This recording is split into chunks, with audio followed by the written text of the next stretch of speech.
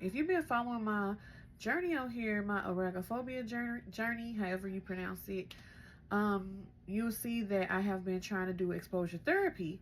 And with agoraphobia, or I have a fear of open spaces. Like when I go outside, I have a fear of open spaces. When I go to like a lot of places that really trigger me is like any place with really bright lights, especially like Walmart, Walgreens, and stuff like that, which is crazy because I used to work at Walgreens.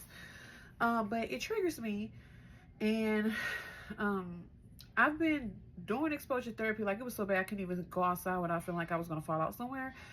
So one day I just made up my mind that, you know, I'm gonna stop like just doing exposure therapy and like stopping it. I'm gonna actually like go through with it and try my best to fight, because at this point I felt like I was missing out on so much and I just can't let that control my life.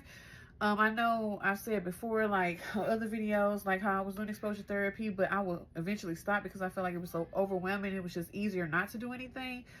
But with that, if you keep doing that, your mind is gonna be trained that way. So I was like, I'm gonna just go ahead and do what I've learned. So I have the Dare book. I don't know if you guys read the Dare book, but it teaches you how to deal with anxiety and different things like that. So one of the things it says is if you have anxiety, or if you're having like a panic moment, just feel the panic come on, acknowledge it, and let it pass. Don't like play into it. Like say for instance, like I shouldn't be wearing this watch because back in the day, well, back when my anxiety was really bad, I would be watching my heart rate and stuff, like freaking out, and that would make it, that'd just rile it up even more. Like, and that was a bad thing to do, especially when I would try to work out and I see my heart rate go up and I would freak out.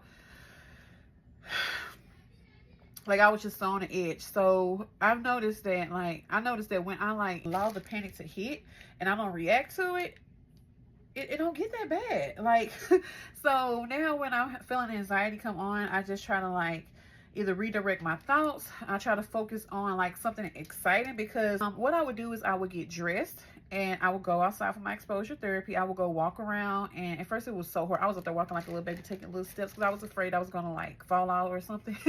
And I just kept doing it, and then eventually I started going places. Like I would just go like to like I would just go like anywhere, like wherever I can. Like I went to McDonald's one day. It's anywhere outside, to the park, just anywhere, and that really helped.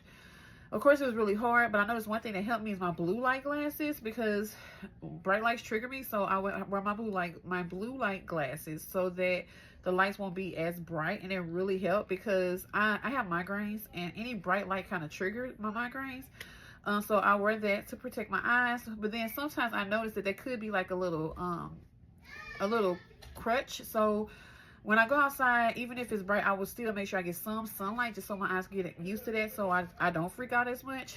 So and another thing I would do is I try the sour candy, bring a bottle of water, stuff like that. And I'll make sure before I do my exposure therapy, I'll make sure I have something to eat, because if I don't eat, that's a trigger. Like I would be lightheaded and stuff like that. So I make sure I have something to eat, make sure I'm hydrated, so I have no excuse and nothing to worry about. Like I have nothing to worry about.